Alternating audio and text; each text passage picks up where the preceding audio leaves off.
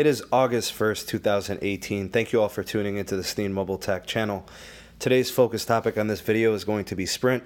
We have some earnings from quarter one of 2018.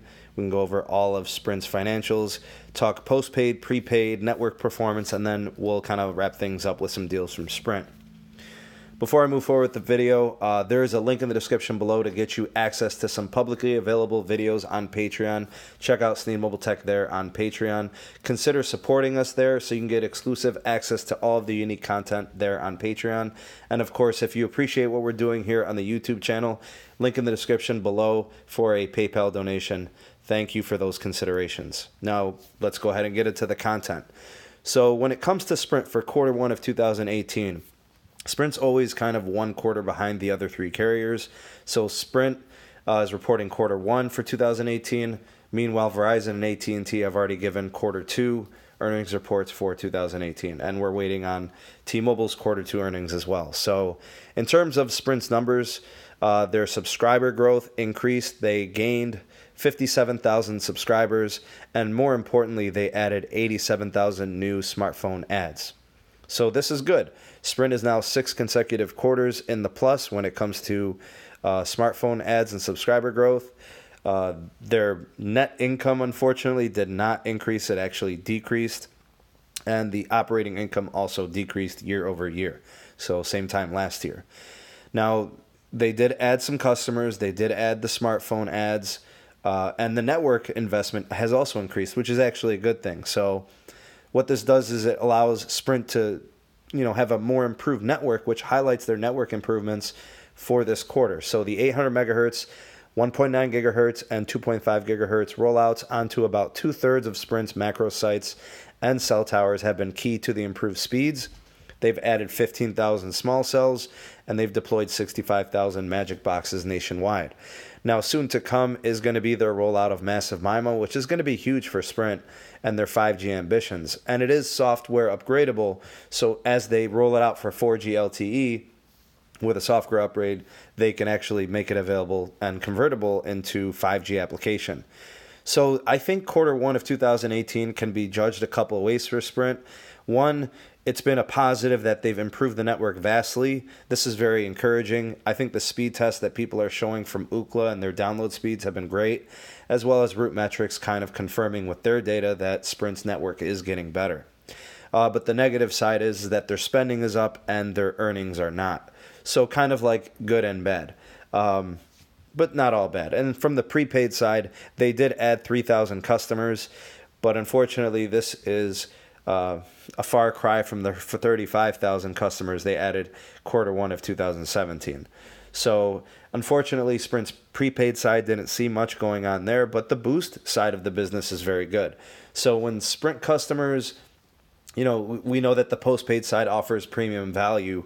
They earn their money there. But the Boost side, is really good for their prepaid. So total revenue for Sprint quarter one 2018 was $8 billion. I think 8.02 was the exact number. So that kind of wraps up their financial situation. We'll have to see what happens for them in the next quarter.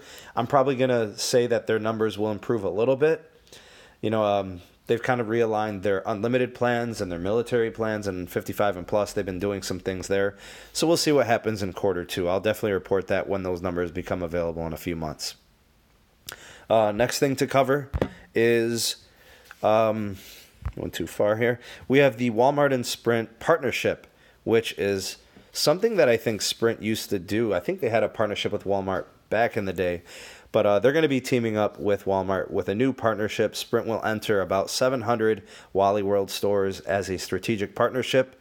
That was an exact quote from Marcelo. I'm not sure if they're going to be arranging these as little kiosks within the stores, or if it's going to be kind of like a salesman that's in the wireless section of the store by the electronics. I'm not sure if they're going to be there for sales, if they'll be there for customer support, if they're able to do bill pay. Maybe they're going to have some postpaid phones for sale. I'm not sure. I'm not sure if it's going to be postpaid based or prepaid based. We don't have any information just yet. I'm going to have to do some more research on it. Maybe if it becomes available, I'll make sure that I update you guys on the next available video when that information is there. So the next thing is some deals from Sprint. So the first deal from Sprint is on the Samsung Galaxy S9 or S9 Plus. You can actually lease these two devices through their 18-month lease called the Flex Lease. You will have to add a new line of service, but with this lease, you'll be paying $9 a month for the S9, $14 a month for the S9 Plus. So over the course of that 18-month lease, the S9 will be costing you $162, and then the S9 Plus will cost you about $252. So if you're into leasing phones and then, giving them back and getting into something new, this might be actually good for you. Sprint does offer early upgrades after 12 months. So it's not like you're, locked in for those 18 months necessarily.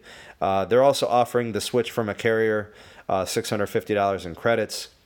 And they're also waiving activation fees. I think the activation fee with Sprint is $30. So, that's something to consider. Now, that deal is directly through Sprint. And the reason I say that is because there's also a deal through Best Buy, which can get you up to $350 off the S9, S9 Plus, or Note 8. You can actually do this through Verizon or AT&T or Sprint. So the only carrier not involved there is T-Mobile. So you could be a new customer or you could be adding a line to a previous account. But Best Buy is offering, $350 off those devices. And the last thing, which is kind of a pretty cool deal, is Sprint is offering the iPhone 8 for $8 a month. This is also on the Sprint Flex Lease. This is available to new and existing customers. You will have to add a new line. And while the deal is active now, I think the last day to qualify for this deal is August 9th. So maybe you want to hurry in and get that deal if you're trying to get into a new iPhone, the iPhone 8. I'm not sure if they're offering the iPhone 8 Plus. They're definitely not offering the iPhone 10. So it's something to think about if you're, on Sprint or consider joining Sprint because of a value deal. Those are some deals that they're offering now. So, let me know your thoughts and opinions on any of the financials reports from Q1 from Sprint. Let me know what you think of that partnership they've got with Walmart, and then any of the deals from Sprint if you're considering getting any of those. So that's it for this video. Thank you all for tuning in. Please make sure you rate the video, subscribe to the channel if you haven't done so already, ding the bell to get notified whenever I upload new content. This is Sneed from Sneed Mobile Tech, and stay tuned for another video. This one's going to be coming from T-Mobile. That's soon to come. So we will see you guys in the next one. Peace.